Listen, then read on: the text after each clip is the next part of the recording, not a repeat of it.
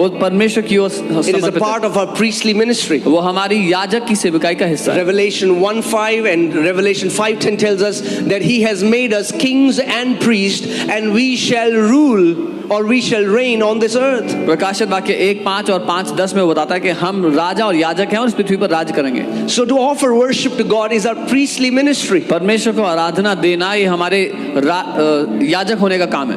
But if you just are interested in worship and you worship God, but you don't have a heart to receive the word, so you are giving to God what is due to God, but you are not receiving what God is sending to you. अगर आपका आराधना करने का हृदय और आराधना करते हैं लेकिन वचन को ग्रहण नहीं करते, तो आपको जो परमेश्वर को देना चाहिए वो तो दे रहे हो, लेकिन परमेश्वर जो आपको देना चाहता है वो आप नहीं ले रहे हो।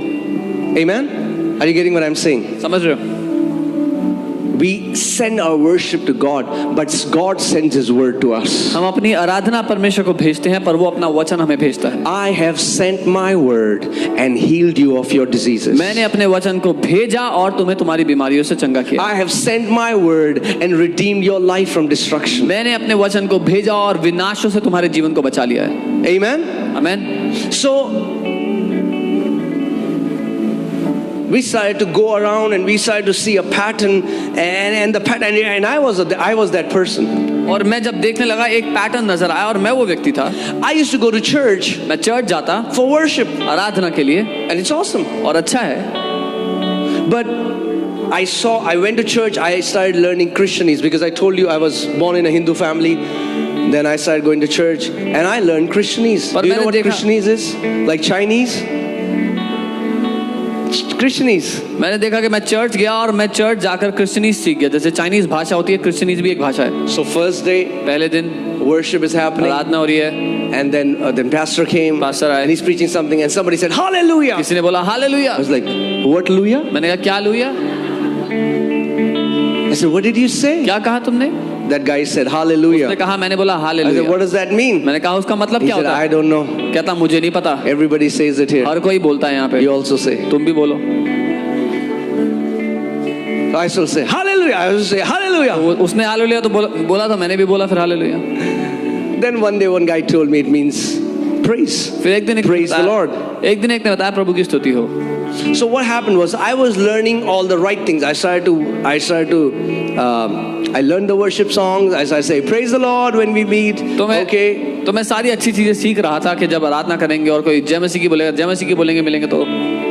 But we should understand one thing. पर एक बात समझनी है। God wants to see transformation in our life. परमेश्वर हमारे जीवन में बदलाव देखना चाहता है। He is after transformation. वो बदलाव के पीछे हमारे। Amen.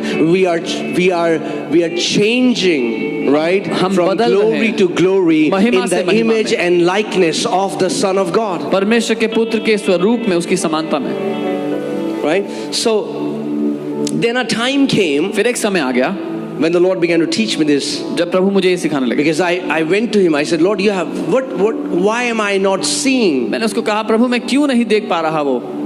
And then he took me to Mark chapter 4, and there in this passage, Jesus is surrounded by a huge crowd, and he starts to teach them secrets about kingdom of God. वो मुझे मरकुस 4 में ले गए जहाँ पर वो एक भीड़ से घिरे थे और वो राज्य के रहस्यों को सिखा रहे थे। And he tells them a parable. और वो उनसे एक दृष्टांत कहता है। Or in simple words, a story. एक कहानी। And he tells them a parable that a sower went to sow the word. और वो कहानी ये थी कि एक बोने वाला वचन बोने गया। And some seeds fell on the wayside. कुछ बीज जो थे वो रास्ते में गिर गए।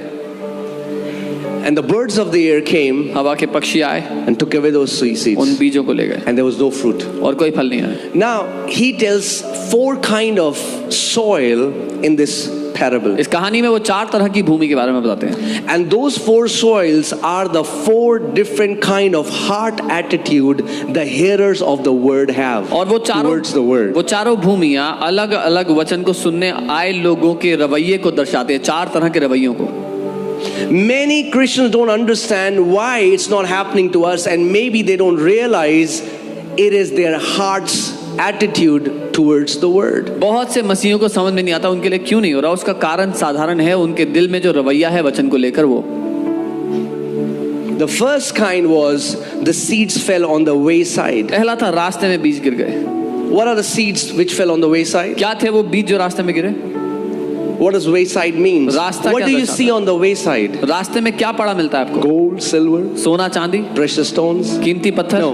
नहीं, Trash. कूड़ा करकट। Something that has no value. एक ऐसी चीज जिसकी कोई कीमत नहीं है। Now these are those people, ये वो लोग हैं when the word is being preached, जब वचन प्रचार हो they see no value in it. उनको उसमें कोई कीमत You will नजर नहीं see आती। them talking, joking. आप उनको बात करते And हंसते मजाक करते थे। Why am I sharing this? Because I was that person. और मैं ये क्यों बता रहा हूँ? We क्योंकि used मैं to वो sit in व्यक्ति a था। group. We were young people. When the pastor used to preach, we used to make jokes, talk. हम जवान लोग थे, एक ग्रुप में बैठते थे, जब पास्टर प्रचार करते थे हम बैठ के बातें करते थे, मजाक करते थे।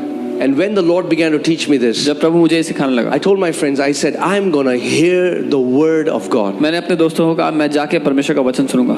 I'm telling you, आपको बता रहा हूं। whatever you're looking for in your life is wrapped up in the word of the living God. अपनी जिंदगी में जो कुछ भी आप ढूंढ रहे हो वो परमेश्वर के वचन के अंदर लिपटा हुआ है।